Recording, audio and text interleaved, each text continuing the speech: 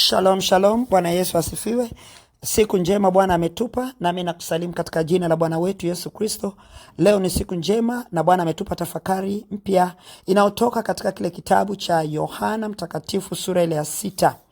Biblia inasema mstari wa kwanza, baada ya hayo Yesu alikwenda zake ng'ambo ya bahari ya Galilaya, nayo ndiyo ya Tiberia, na mkutano mkuu wakamfuata, kwa sababu waliziona ishara alizowafanyia wagonjwa.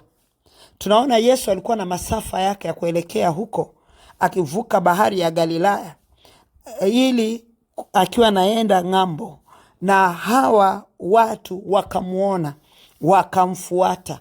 Kwa nini walimfuata? Kwa sababu kuna ishara ambazo waliziona Yesu akiwafanyia wagonjwa. Aliona wagonjwa wakiponywa, waliona mambo makuu yakifanyika na Yesu Kristo. Kwa hiyo wakaingia gharama ya kumfuata. Yesu anavuka ng'ambo, wao wanamfuata. Kuna gharama ambayo inatakiwa itumike ili kuweza kupata kitu kwa Yesu. Na watu wengi sasa hivi wameshindwa kuilipa gharama hiyo. Ndio maana kila mtu anatafuta mtu amuombee ili aweze kupata. Leo nataka kusema na wewe kwamba tunakwenda kuingia katika mwaka mpya wa 2026. Lakini nataka usiingie mwaka 2026 kwa hali na jinsi ulivyokuwa 2025. Tumebakiza siku 2 ambazo tuna clock in kuingia katika 2026. Na sasa katika hizi siku 2 ndio nazotaka uzifanyie kazi kwa tafakari hii ya leo. Ulikuwa kazi yako ni kuenda kanisani ili upate maombi. Ilikuwa kazi yako ni kujaza namba za simu za watumishi wa Mungu kwenye simu yako ili ukiwa na shida uwakimbilie, uwapigie, wakuombee. Ulikuwa kazi yako ni kuhamahama makanisa. 2025 umehama makanisa 5. Umehama makanisa 2. Tangu umeokoka umehama makanisa hata huna idadi naye.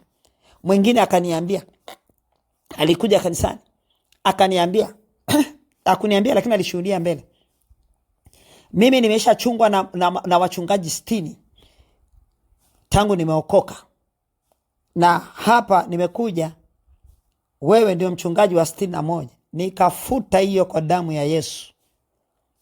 Mtu ana miaka 40 anasema amechungwa na wachungaji 60. Sasa wachungaji 60 ukigawanya na miaka yake ya kuzaliwa, kwamba labda aliokoka siku anazaliwa, alichungwa na wachungaji wangapi? Hao 60 kwa miaka mingapi aliweza kukaa kwenye kanisa? Huo ni uzururaji. Sasa yamkini ulikuwa mzururaji. Hawa watu walikuwa wazururaji. Walikuwa ni watu walikuwa wamepoteza matumaini, lakini kuna kitu waliona kwa Yesu akifanya. Na walipoona kile ambacho Yesu amefanya, kikawapa wao kulipa gharama ya kumfuata. Yesu ana masafa yake. Sio kwamba alikuwa mahali anahubiri, alikuwa anaondoka zake, yuko safarini zake. Biblia inasema kwamba na mkutano mkuu wakamfuata. Na walimfuata kwa sababu kuna kitu waliona. Na wewe hujaweza kumfuata Yesu kwa sababu kuna kitu hujaona.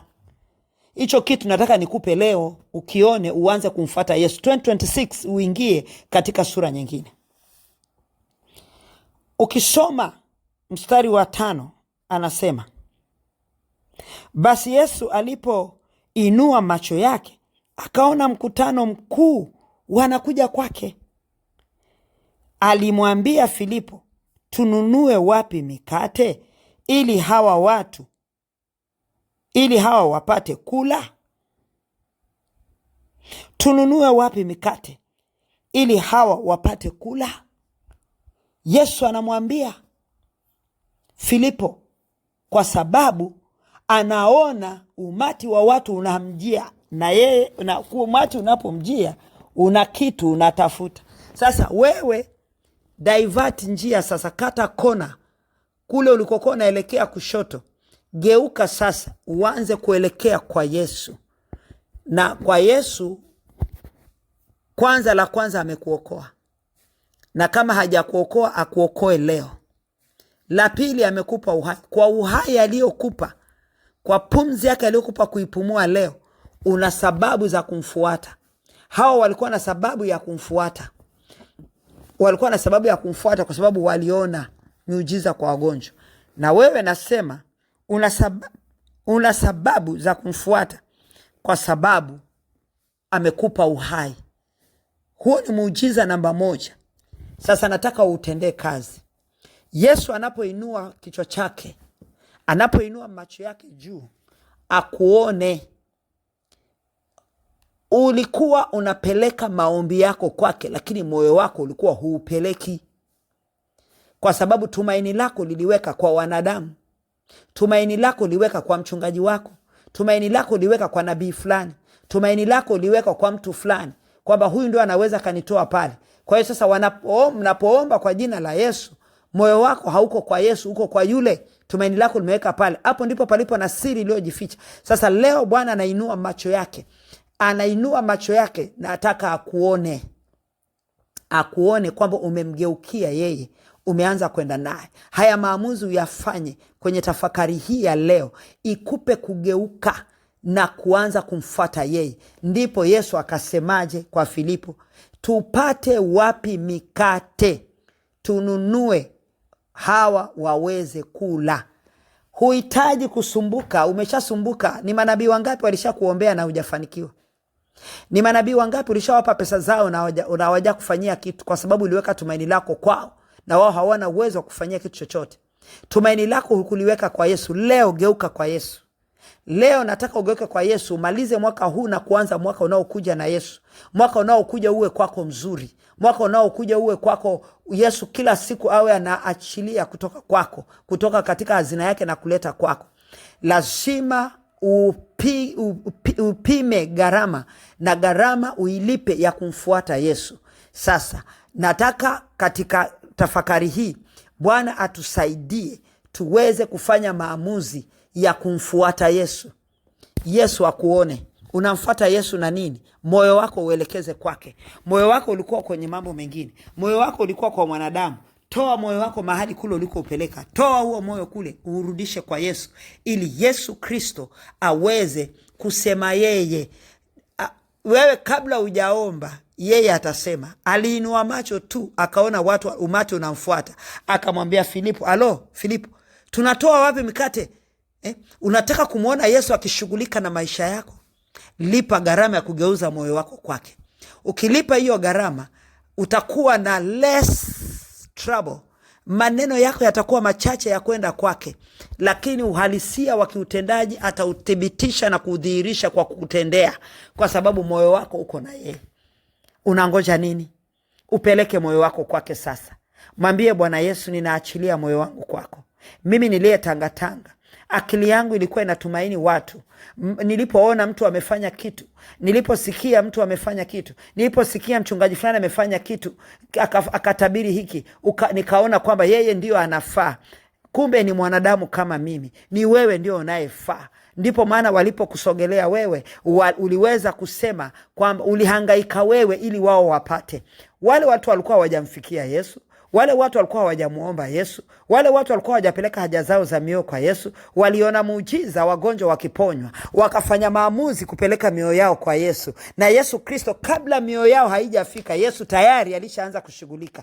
Unataka Yesu ashughulike kabla? Unataka Yesu ashughulike na 2026 yako? Unataka Yesu ashughulike na maisha yako mwaka unaokuja kabla haujafika? Una siku 2 tu za kugeuza moyo wako kwake. Mwambie Bwana akupe uhai. Mwambie Bwana akupe kuishi leo mpaka kesho unapoingia mwaka, kesho kutwa Jumatano unapoingia mwaka saa 6 ya usiku, uwe umeshageuza moyo wako kwake. Unangoja nini ndugu yangu? Siri ndiyo hiyo.